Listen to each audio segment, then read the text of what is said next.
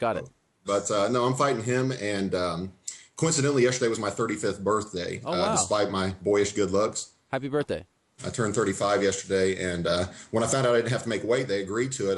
We're going to do it at 285. I was so happy, you know, and my family was happy. We had a little party, and they were the whole time feeding me junk food, and my mom tried to feed me more cupcakes than the UFC's fed Matt Mitrione.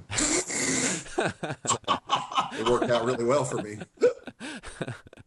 I ate 5 of them, as it turns out.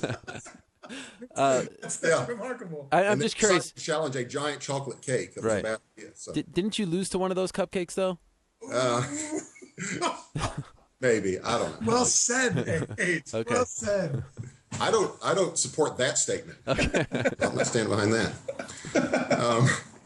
Anyway, next in line, I was helping Matt get ready for the said cupcake out in Las Vegas for a couple weeks. And it's nice when you get to work out with Matt because he'll like say, hey, I'll be there in 5 minutes and just leave you standing out in front of the Wynn Hotel and text you 45 minutes later and say, can you catch a taxi? Like, he does stuff like that to you. But we're in there working out, and it's so weird for me just how much my life has changed in the last year. Like I was standing there, I'm talking to Vitor Belfort, and not to be confused with Cameron Beaufort.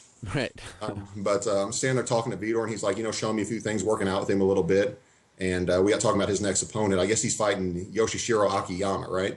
Also known as Yoshihiro Akiyama, but close enough. I mean, I don't really follow the sport, if I'm being honest with you.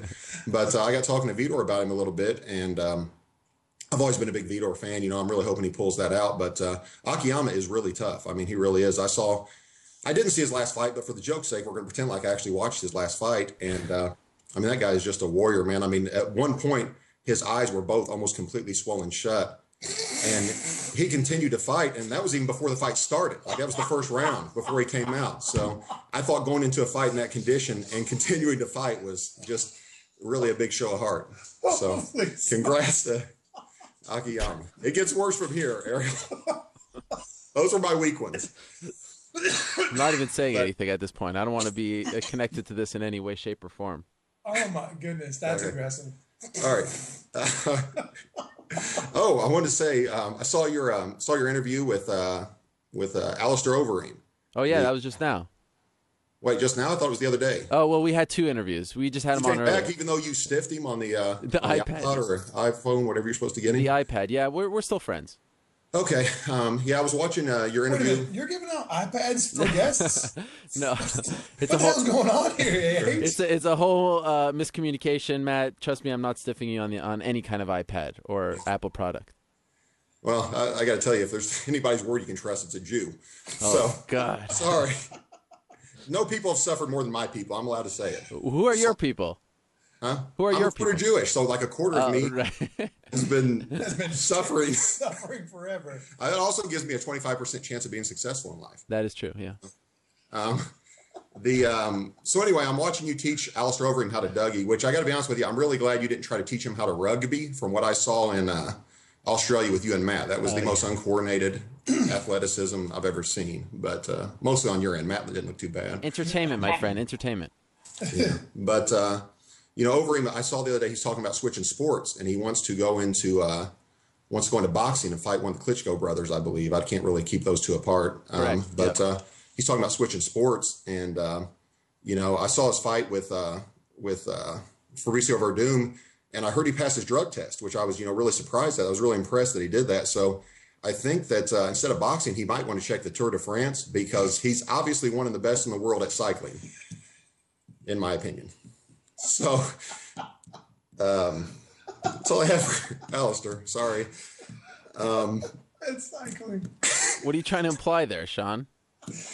I'm not implying anything other than I want on his program. Like whoever he's getting it from, wherever. Like I want that program. You need some horse meat. Yes, I do want some horse meat badly. So anyway, UFC 132, I believe it was. I went to Hooters because I get to act like a big celebrity, you know, when I go to Hooters and like, hey, I fought in UFC and like talk to the girls there, right? That's actually the funniest thing you said all day. Yeah, at least offensive.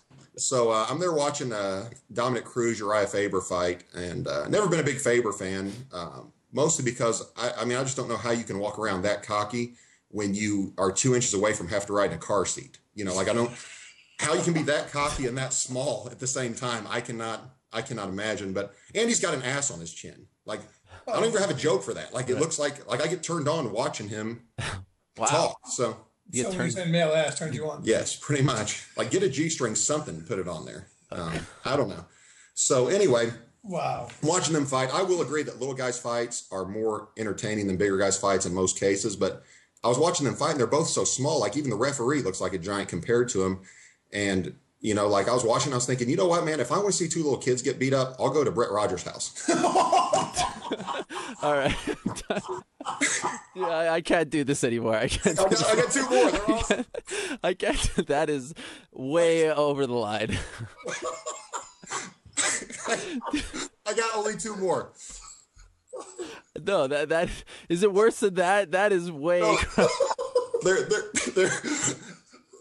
There's two. I think this might be the end of the one. MMA hour. I think you might just killed my show.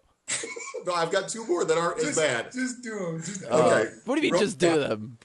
I'm getting people telling me to cut the show, to cut them out. Are you really? Well, no, but I'm assuming they are thinking that. Just two more. It's really good. Okay. Three more, maybe. Oh, God. So, anyway, sorry.